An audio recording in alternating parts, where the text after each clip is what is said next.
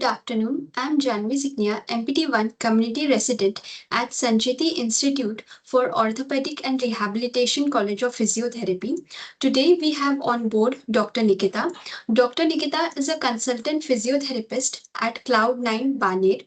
We are happy to have you, ma'am. Handing over the session to you.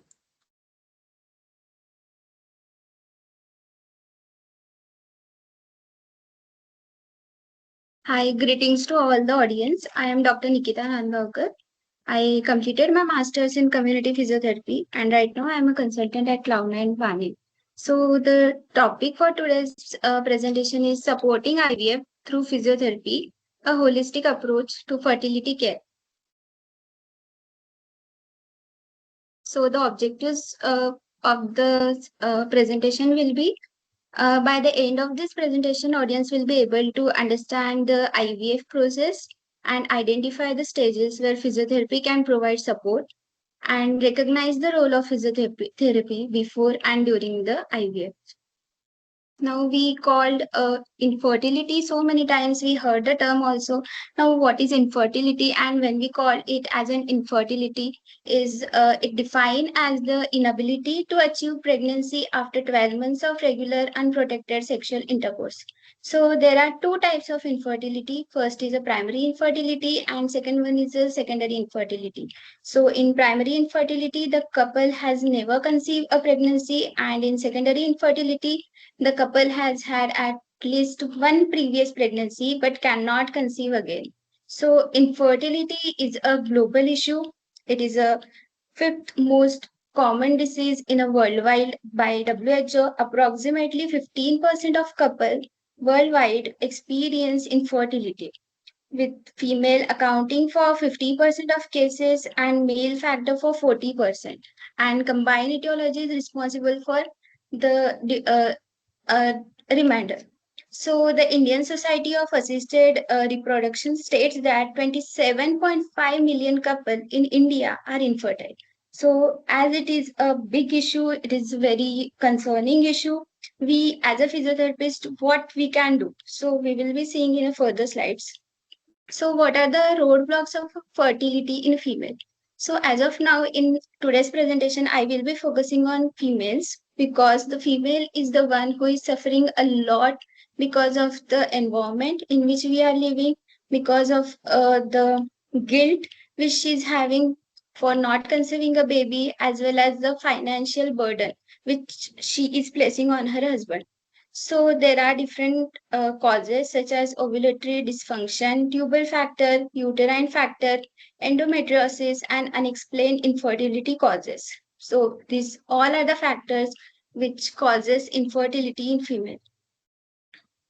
So we heard IVF process a lot. We have heard ki IVF is a very complex procedure.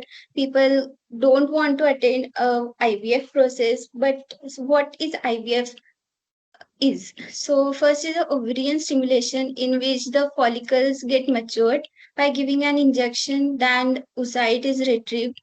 So as we can see in this image, the fertile follicle is removed from the ovary and placed in a tube and fertilization is done with the male sperm, and after fertilization the embryo is cultured and then placed into a uterus, and after that it is not end, the pregnancy test has to be done again and again and monitoring has to be done again and again.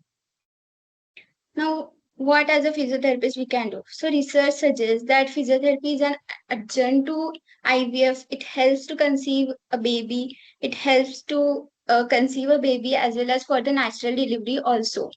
So it depends on the different tissues, surrounding tissues which are there around the uterus, such as ligaments, such as pelvic floor muscles, where we can work. So first is a patient education. So when patient comes to us, the patient has a lot of questions in their mind. The patient is confused whether they can do physiotherapy exercises or not. They wanted to ask such questions and we have to explain a patient in very subtle way. So the most important part is the patient education. Second one is a lifestyle modification. So in lifestyle modification, the research suggests that poor lifestyle leads to infertility, such as sedentary lifestyle, such as junk food eating. These all are the factors which causes infertility. Next one is the weight loss. So obesity is also one of the reason which causes the infertility. So here also we as a physio can work to reduce the weight of a patient and can help them to conceive a baby. Next one is a stress reduction. As I mentioned earlier, also the female has to suffer a lot because of the society, the guilt, the financial burden which she is having, which causes a lot of stress on her mind as well as her body. So here also we work with the patient. Next one is a manual technique. So there are different manual techniques such as pelvic mobilization, visceral mobilization. This helps for the surrounding tissues. If they are restricted, if the ligaments are restricted, we help to release the muscles as well as the surrounding tissues. So next one is the most important part which we do is exercises. So exercises not only help them to reduce the stress, it also increases the strength of a body, endurance of a body, which will be needing a mother during her antenatal period. Next one is a referral. Referral is the most important part in our treatment protocol. If we are not able to identify a certain thing, we need to refer a patient to a proper dietitian, to a proper doctor. So, yes. Next one is a physiotherapy during IVF. So if patient conceive, if patient is going on with the help of IVF, it is not guaranteed that patient is going to give a birth to a baby. There are 50% chances of miscarriage during an IVF process. So here also we can help a patient. So whenever we perform an exercise, we ask them to perform an exercise. It helps the endometrial to increase its size, so it helps for the endometrial thickness. So if after, as we have seen in a process that embryo has to transfer in the uterus, there should be a thickness, right? So this thickness helps for the proper attachment of a fetus. Next one is a pelvic floor release. So when we perform an pelvic floor release, it increases the blood circulation of the muscle, and ultimately this circulation helps a baby to grow properly, then promote hormonal balance. So during an antenatal period, there are a lot of emotional challenges a mother has to face. So, after doing an exercises, it also helps to maintain the hormones properly. Next one is a blood circulation. When we perform an exercise, it increases the blood circulation, it reduces the stress, and ultimately it improves the insulin sensitivity, which reduces the chances of GDM kind of complications. Now, if we are doing exercises when we have to do it or when we don't have to do it, so first of all, listen to your body. Every body is a different thing. We need to listen our body. If body is not reacting properly, we have to stop the exercises. Then take frequent breaks. So whenever you are doing any job, any sedentary activity for a prolonged period of time, you need to take a break after every 20 or 30 minutes. Perform a stretch break or do any exercise, a small exercise, and continue your work again. Then avoid high impact exercises. So during an IVF period, during antenatal period, we need to ask patient to stop core exercises, core activation exercises, or high intensity exercises, because these exercises will create an intra-abdominal pressure or create an pressure over the ovary.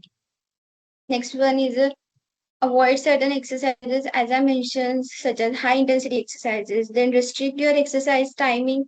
So don't do exercise for 1 hour or for 30 minutes. Do it for 20 minutes or 50 minutes. 15 minutes as your body is supporting you, or it is not creating an restlessness in your body. Next one is a refrain your exercise during certain IVF stages. So When as we have seen during the IVF process slide, there are different stages. So when we give an injection to a follicles and make it mature to the time where the fertilization is not done, exercises should have to be stopped because of the mature follicles. It increases the weight of the ovary, and as the weight is increased, it creates a lot of pain to a patient. And this pain can also, and if we are doing exercises during this pain period, it definitely causes an torsion also. Then do only and only low impact exercises. Now these are the examples of few exercises which we can ask patient to do, such as cat and camel, posterior pelvic tilts, then child pose, clamshells, heel raises, or any exercises with the help of Swiss ball. Then there are few relaxation techniques also. As I mentioned earlier, also there is a lot of mental stress a patient is going uh, during the process of IVF. Here, relaxation technique, guided motor imagery, Jacobson's Mitchell method. These are definitely going to help a patient a lot.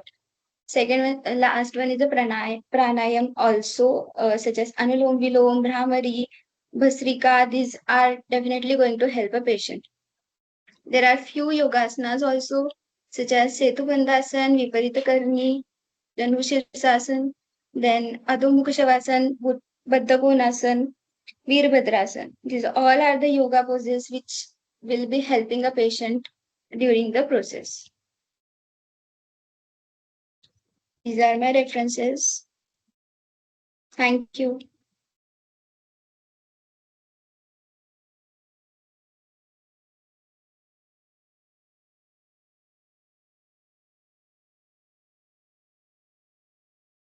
Janvi.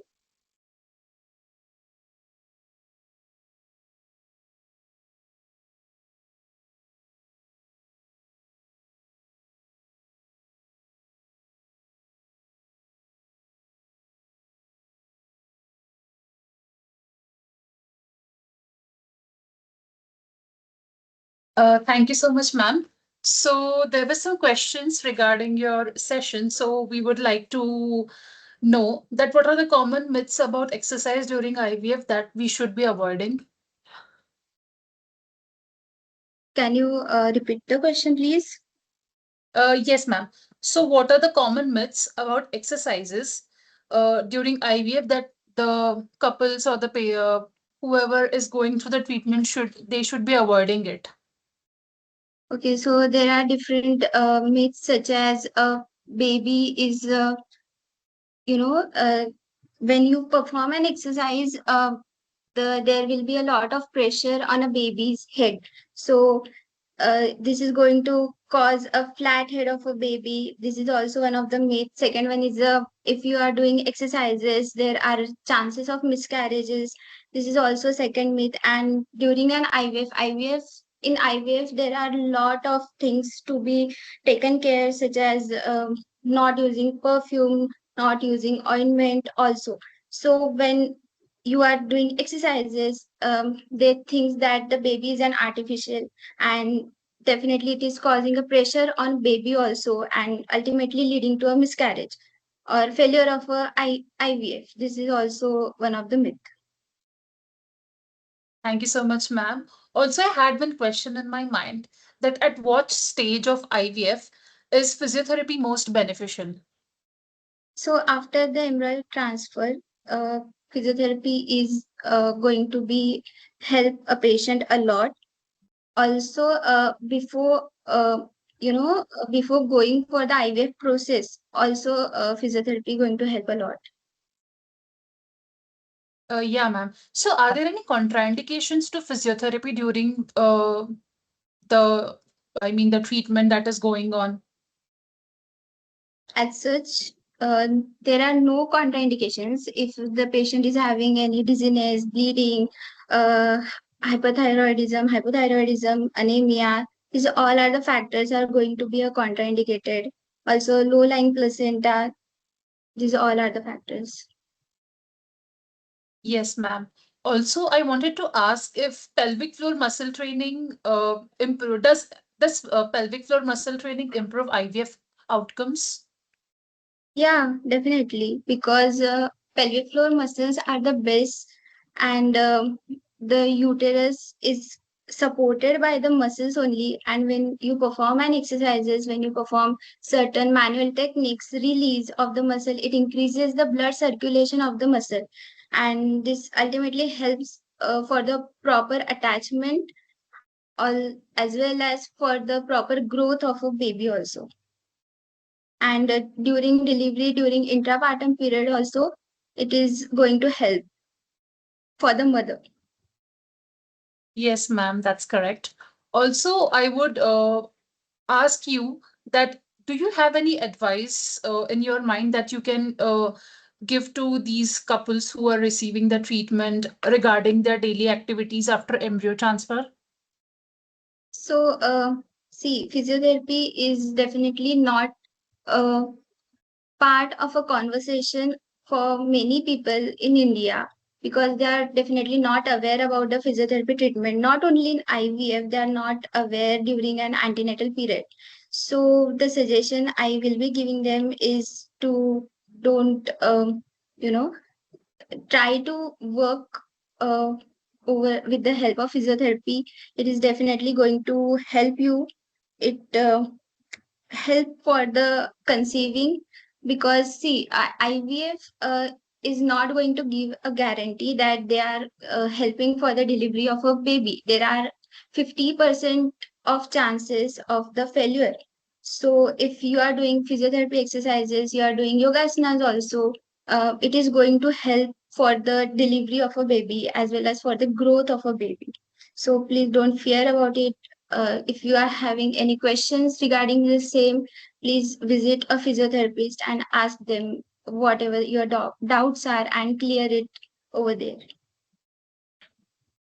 Yeah, ma'am. That was a very good conversation that you had with our masses, and we are also delighted that this topic is very not spoken about. And having a good insight from a specialized person like you makes it like very easy for the people to approach physiotherapists, because trust me, a lot of people don't know what is like the role of physiotherapy in an IVF setup, because we know that physiotherapists work in the ANC and PNC setups, but a lot of people have no idea about the IVF setup. So we are very grateful for you to like giving us an insight about it and sharing such an important information with us. Also, ma'am, it is like we are very thankful for you for joining for today's session, and we look forward for more such insightful session with you, ma'am. Yeah, thank you so much for giving me an opportunity also. Thank you, ma'am.